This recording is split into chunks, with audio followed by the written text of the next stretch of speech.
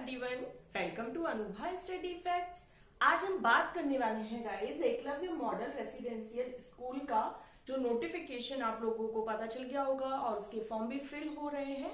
तो आज हम उसके सिलेबस के बारे में बात करेंगे प्लस स्ट्रेटेजी कि हम क्या स्ट्रेटेजी अपना सकते हैं, क्योंकि यहाँ पर टीजीटी और पीजीटी के लिए पोस्ट आई है, पीआरटी के लिए यहाँ पर नहीं होता है, क्योंकि ये जो स्कूल है वो 6th से स्टार्ट होते हैं, 6th से लेकर 12th तक होते हैं, तो यहाँ पर पीआरटी वाला ऑप्शन नहीं आता है।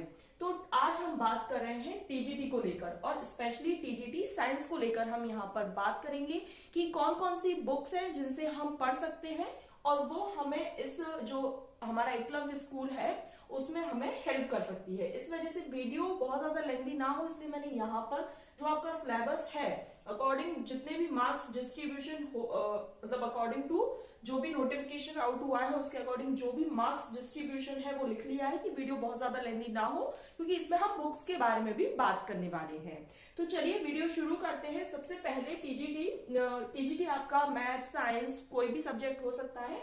यहाँ पर जो सब्जेक्ट नॉलेज है वो मैं साइंस को लेकर आपको आज बताऊंगी, तो ध्यान से समझिएगा। जो ये जनरल इंग्लिश है, आप इंग्लिश आप किस बुक से पढ़ने वाले हैं, जो आपका मन करे आप कोई भी कंपटीशन जो भी कॉम्पिटिटिव एग्जाम्स एसएससी वगैरह की कोई भी ऑथेंटिक बुक ले लीजिएगा।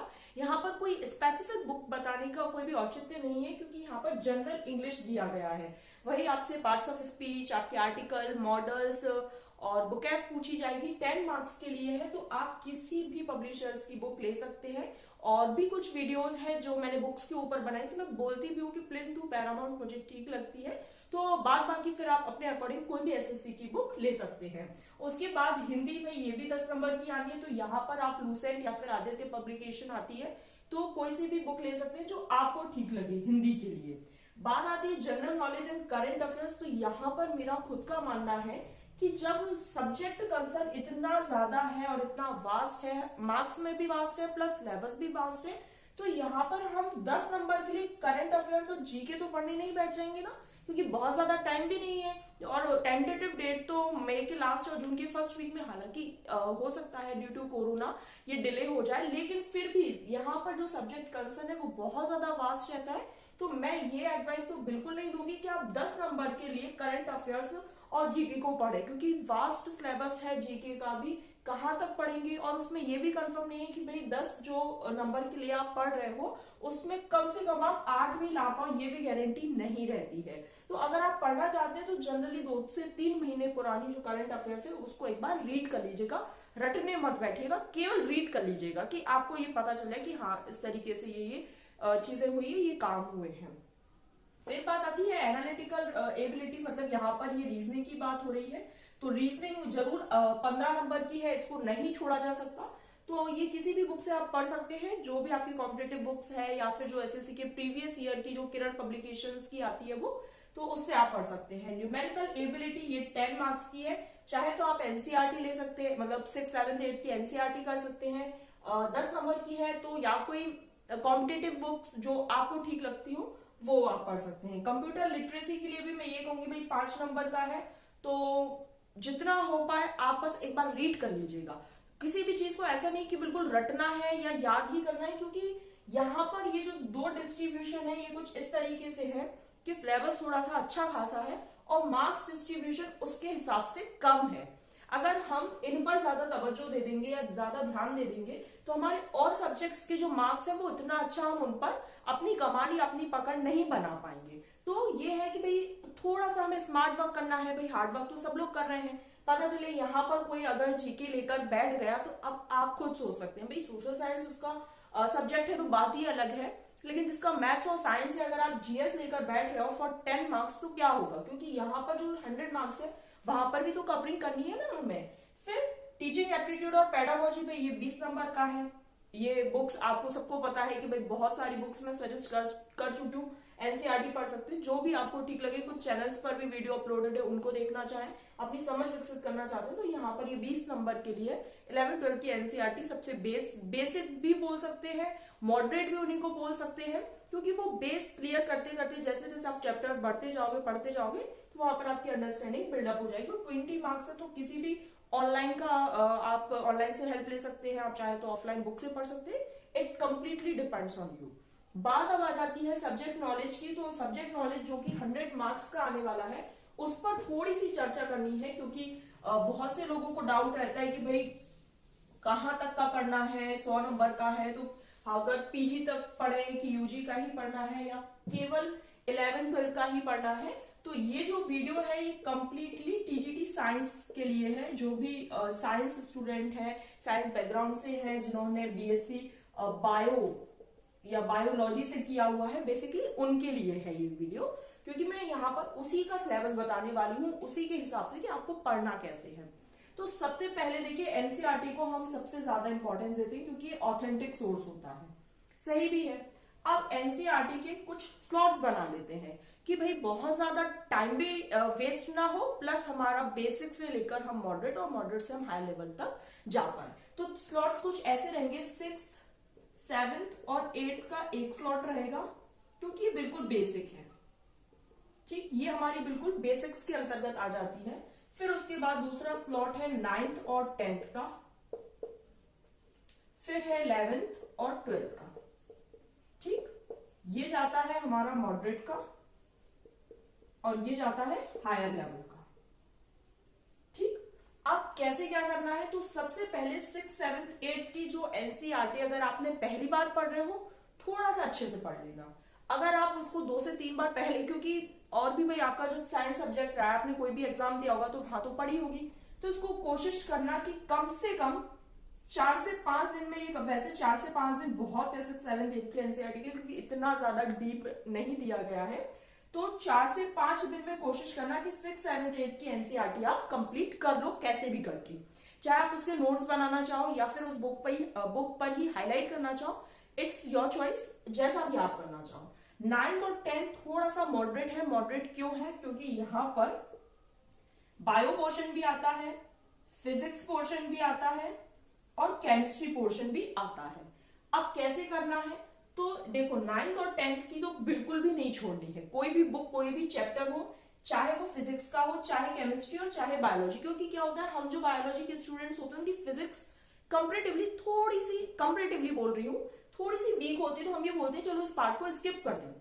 लेकिन 9th और 10th वाली जो बुक है उसका पार्ट स्किप मत करना। कुछ ही चैप्टर्स हैं, अंडरस्टैंडिंग बिल्डअप हो जाएगी, और जो न्यूमेरिकल्स दिए हुए हैं 2 से 3 न्यूमेरिकल हर एक चैप्टर में है, तो वो जरूर लगा लेना, उससे अंडरस्टैंडिंग बिल्डअप हो जाएगी। अगर कुछ एक्स्ट्रा नहीं करना चाहते हो तो, अगर करना चाहते हो तो बहुत अच्छी बात है, अभी तो 11th, 12th में भी फिजिक्स आएगी, वो भी कर लेना, लेकिन आप अपने अकॉर्डिंग कर लीजिएगा। ऐसा नहीं है कि बिल्कुल करना ही है, या ऐसा बिल्कुल नहीं है पूरा छोड़ना ही है। ठीक, तो बायोलॉजी तो भाई बहुत अच्छे से, फिजिक्स बहुत अच्छे से, केमिस्ट्री बहुत अच्छे से, यहां पर तो ये तीनों टिक लग जाएंगे। 9th और 10th की बात हो रही है, क्योंकि अब यहां पर बात आ जाती है 11th और 12th की, क्योंकि भाई बायोलॉजी के स्टूडेंट है, तो यहां पर हमारा जो बायो वाला पोर्शन है वो बहुत स्ट्रॉन्ग, कह लीजिए स्ट्रॉन्ग भी रहता है, फिजिक्स कंपेरेटिवली वीक रहता है। तो बायोलॉजी तो आपको 100% करनी है।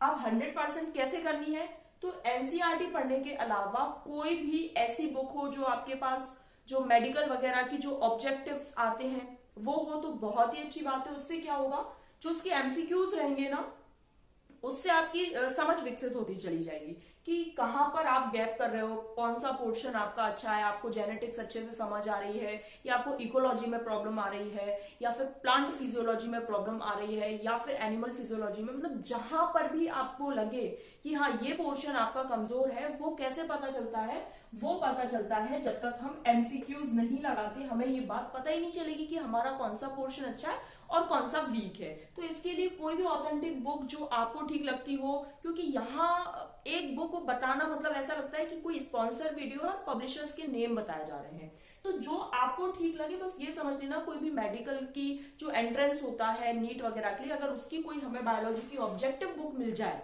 तो वो ज्यादा सही रहेगा। उससे क्या है, आपको पता चलता जाएगा, क्योंकि यार ये क्या सेंट्रल के एग्जाम रहते हैं, तो यहाँ पर जो लेवल है वो अच्छा खासा पूछ लेते हैं। चूंकि सब्जेक्ट कंसर्न 100 मार्क्स का है, तो हम यहाँ पर इसे छोड़ नहीं सकते कि यार केवल हम एनसीईआरटी पढ़ लें। अब हमें पता ही नहीं, हमने तो बस केवल थ्योरी रीड की है ना, हमने अपना अवलोकन तो किया ही नहीं कि हम किस टॉपिक में कितने अच्छे और किस टॉपिक में कितने वीक हैं। पता चले हमने ह्यूमन फिजियोलॉजी पढ़ी जिसमें हम डाइजेशन, सर्कुलेशन, ये सब चीजें पढ़ रहे हैं और हमें लग रहा है हमें तो सब आता है, लेकिन अगर डाइजेशन से कोई क्वेश्चन आ जाता है तो वो हमसे बनता नहीं है। अब हमसे बनता क्यों नहीं है? क्योंकि हमने तो ऑब्जेक्टिव लगा ही नहीं है। अब जब ऑब्जेक्टिव नहीं लगाए हैं तो हमें ये कैसे पता चलेगा कि ये चीज हमें आती भी है या नहीं? हमें अपने अवलोकन को, अपने मार्क्स को, अपने आप को एनालिसिस करने के लिए एमसीक्यूज की जरूरत पड़ती है।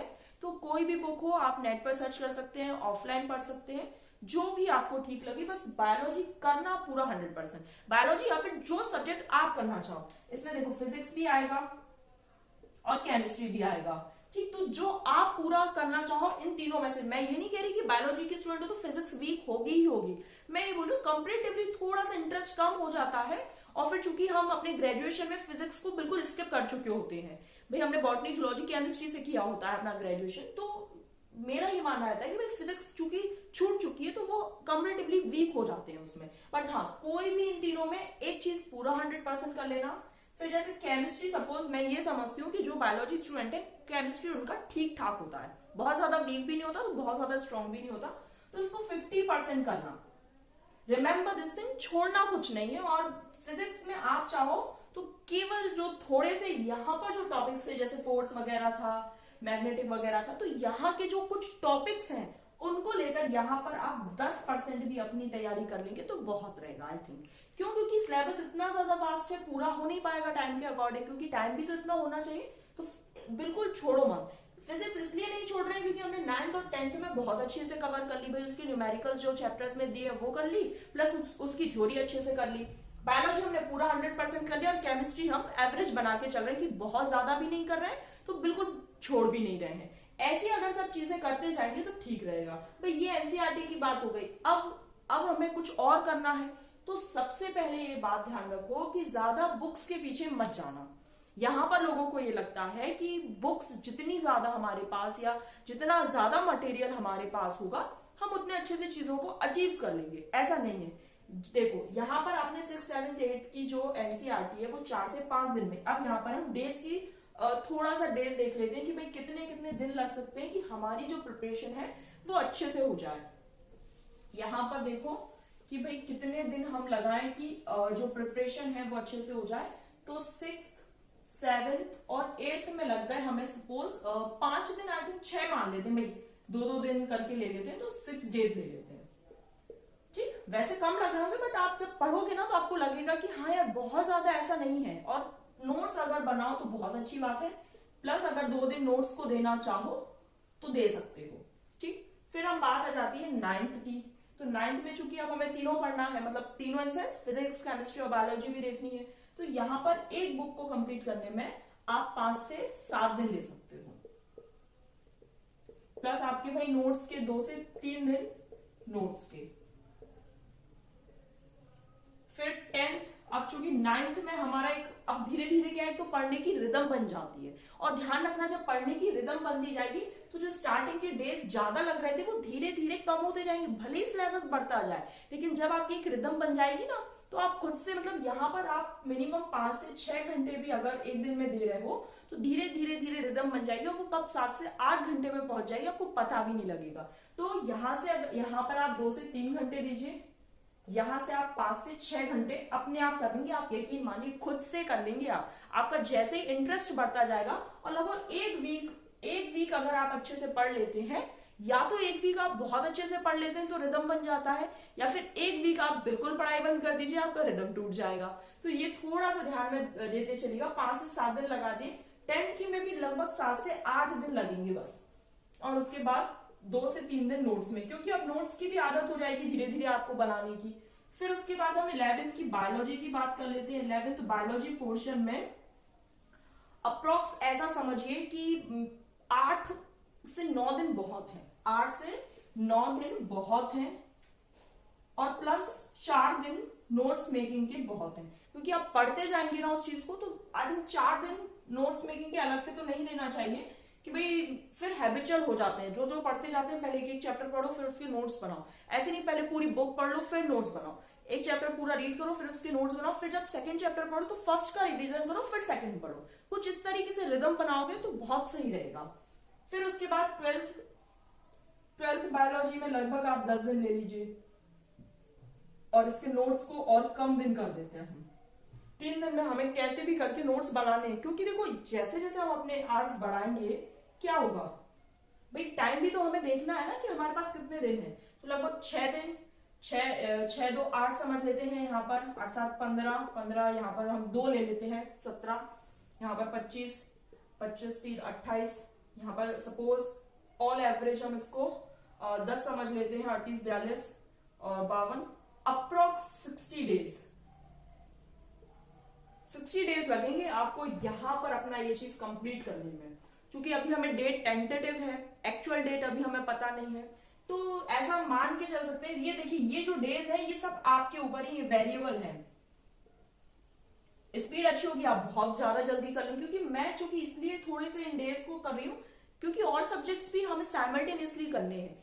एक दिन में कम से कम 2 से 3 सब्जेक्ट तो पढ़े, जैसे पेडागोजी वाला पोर्शन, साइंस वाला पोर्शन और रीजनिंग, ये हमारी होनी चाहिए पर डे। ये देखो यहां पर इसको अच्छे से समझ लो। साइंस प्लस टीचिंग एप्टीट्यूड या फिर पेडागोजी और हमारी रीजनिंग, ये तो हमारी चलनी चाहिए पर डे, बिल्कुल एवरी डे। ठीक, यहां पर आप इसको इंग्लिश, हिंदी, मैथ्स,